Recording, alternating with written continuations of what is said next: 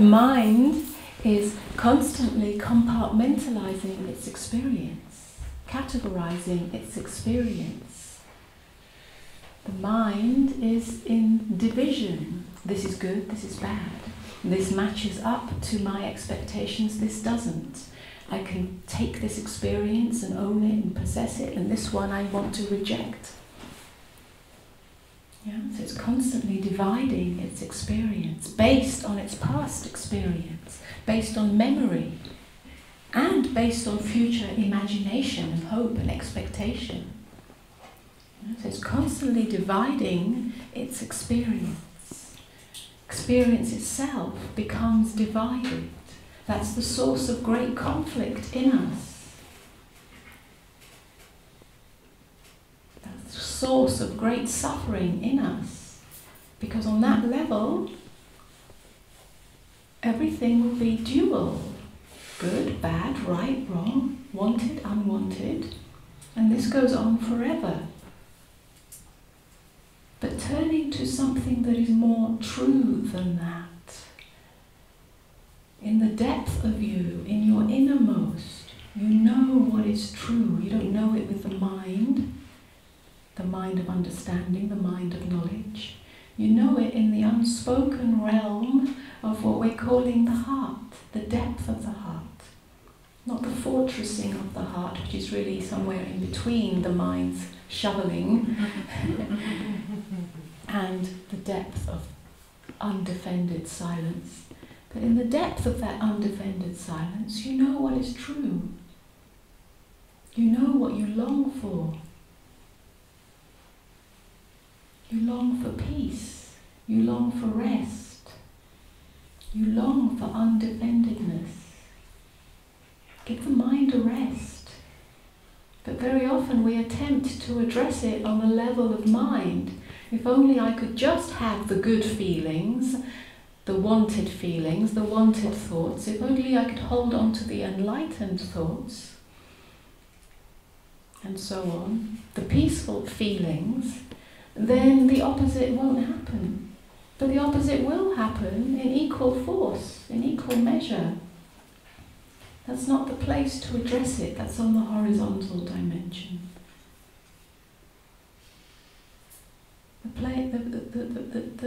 The space, the place is beneath that, beyond that, deeper than that, more tender than that, more quiet than that. It's deep within.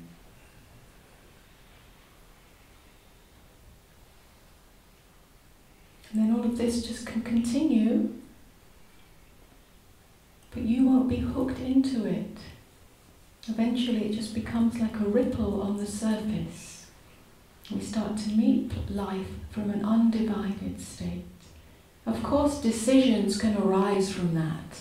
Of course, a yes and a no and a healthy boundary, according to the needs of the circumstance, arise from that. But only when necessary, only when intelligent, when it's an intelligent response according to the needs of a situation. It's not used wastefully. When there is no need to compartmentalize and categorize and divide your experience, then it doesn't happen.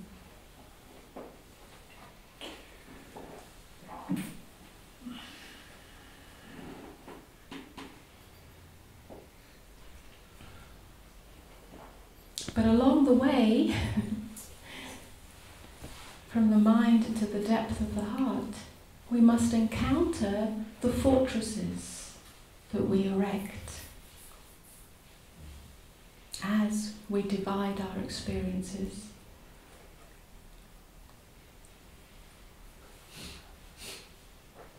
And those fortresses are on a feeling level, not just on a mental level, on a feeling level.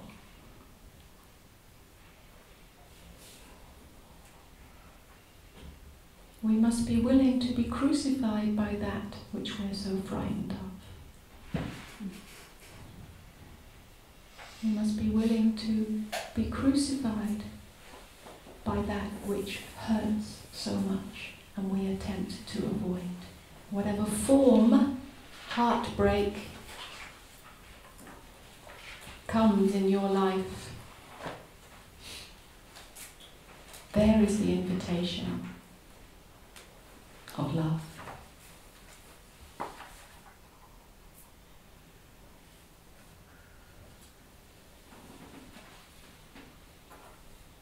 To be crucified in the midst of that which scares us, in the midst of that which hurts us, in the midst of that which seems to break us, then allows a resurrection into love, a resurrection into unbrokenness, the unbrokenness of the true heart. The heart is invincible.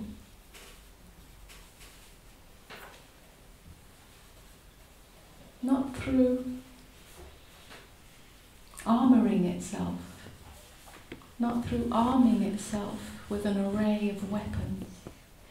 It's invincible because openness cannot be cut in two. How can you break openness into two? How can you divide openness?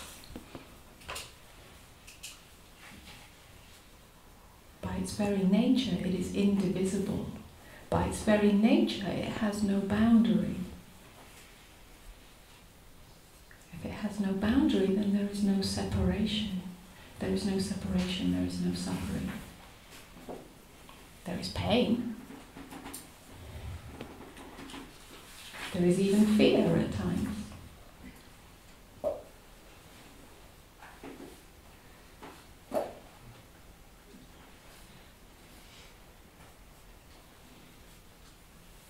But you can remain undefended in that pain, in that fear. Being undefended is your greatest power. Being undefended is your invincibility. It seems that being undefended is vulnerability, and yes,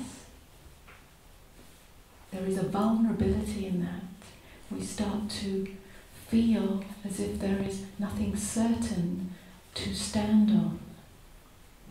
We cannot find a conclusion. In openness, there is no conclusion.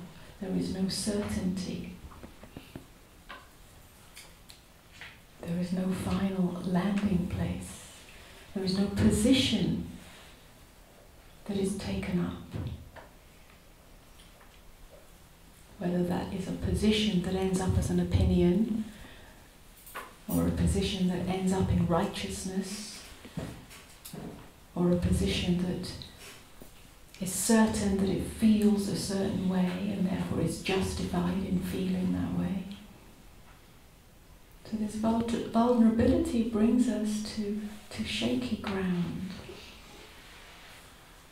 But as we come more and more to trust that vulnerability, to give ourselves willingly to that vulnerability,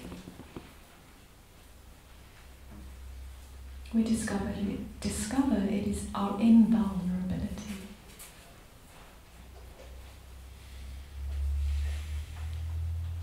In undefendedness, nothing can touch you or harm you.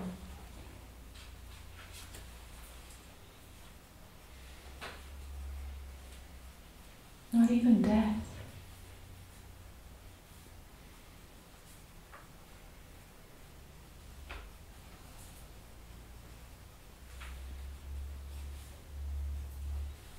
That openness, that undefendedness in the face of whatever you're experiencing, in any circumstance, in any situation, in any relationship, whether you're with just yourself in your solitude and your internal experience, or whether you're in the marketplace of life, or the relationship, in the intensity of a relationship, wherever you are, that undefendedness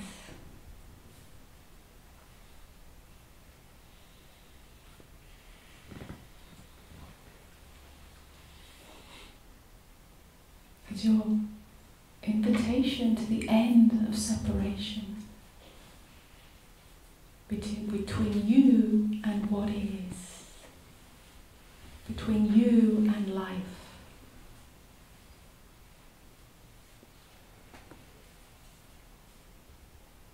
It's the end of the tight knot of self that believes itself to be separate from life. That life is here as some amorphous mass entity happening, and I am here either outside of it or inside of it, but I exist as a pinpoint of separate self, as a pinpoint of self, attempting to have either a good experience or an enlightened experience, or attempting to control my life or fix my life or make it be the way I want it to be or run away from it. It's the end of the separate self. Instead of self knowing itself as a pinprick of existence in a vast entity that we might call life, we might call God, we might call isness, whatever we call it. When the end of self comes, when the death of self comes, because there is no more defense, no more resistance, then the self experiences itself as unlocatable, unlocalized. It is everywhere and nowhere.